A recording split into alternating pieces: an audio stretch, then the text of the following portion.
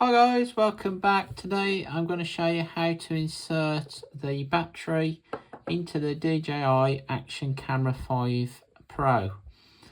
So the camera compartment is located on the left side of the camera, and we need to just slide this plastic cover upwards. You will have to press down quite firmly onto this button here to do this, so it's not an easy task. So if you just press down quite hard and slide it upwards, and the case will open. So if you get your battery now, you just want to make sure you've got this little flap at the top here on the battery, and just insert it like so.